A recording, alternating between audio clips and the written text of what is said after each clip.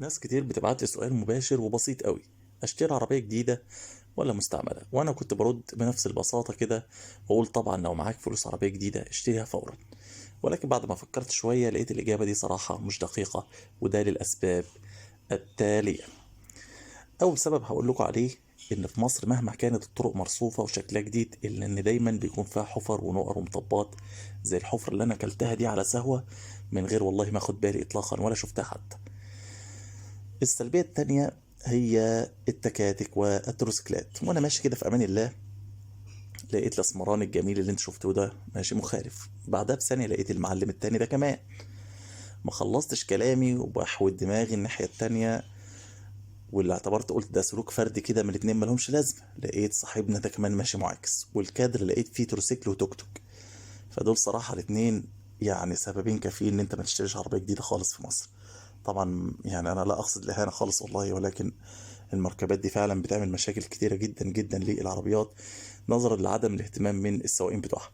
طبعا انا كنت داخل المفروض يمين، بعد كده اتفاجئت باتوبيس النقل العام والميكروباصات اللي وراه قافلين الطريق علشان تدخل يمين، وهوبا الميكروباص ده في نص الشارع بينزل الركاب اللي معاه. مش عارف اوصف الوضع ازاي صراحة، والله حالة من الاستهتار بطريقة صعبة جدا. المفروض مدخل الشارع تفتحوه يا جماعة، ما تجيش تتصدر وتقف في مدخل الشارع.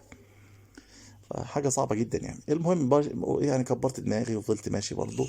هوب لقيت صاحبنا ده قفل علي الطريق كده، رغم انه شايفني داخل والله، بس هو قرر يقفل علي الطريق. ودي السلبية رقم 3: سواقين الميكروباص اللي بيعتبروا الطريق والشارع ملكهم لوحدهم وبقية الناس ضيوف عندهم، اليمين بتاعه والشمال بتاعه وكل حاجة بتاعته.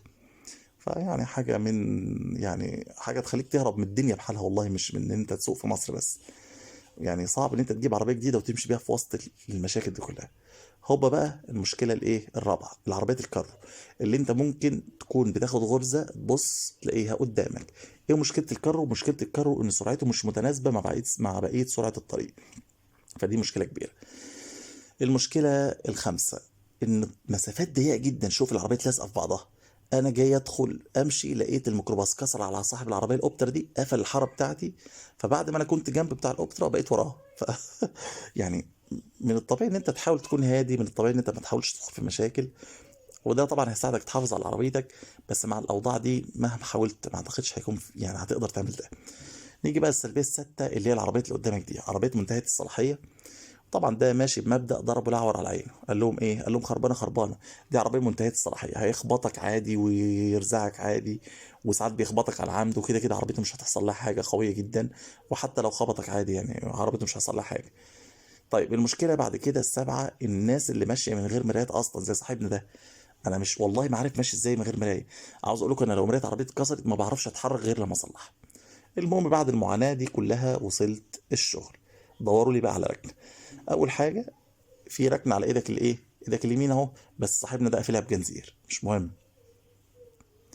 طيب العربيتين دول راكنين جنب بعض اهو، انت متخيل مفيش مكان اطلاقا، راكنين صف تاني في الشارع اصلا يعني ما يتحملش حاجه زي كده.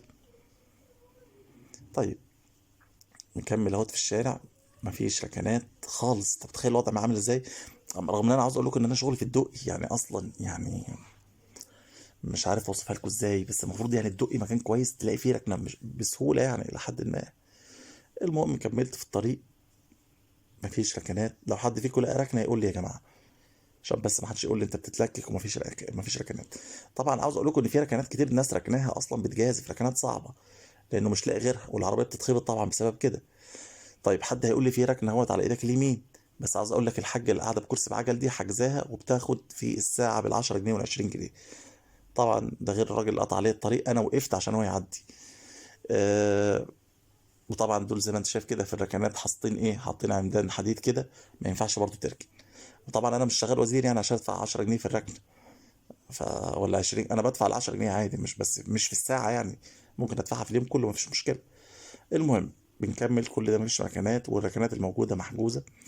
فطبعا مأساة حقيقيه حتى ان انت تركن العربيه، والله العظيم انا باقي العربيه مخبوطه كتير جدا جدا وهي راكنه.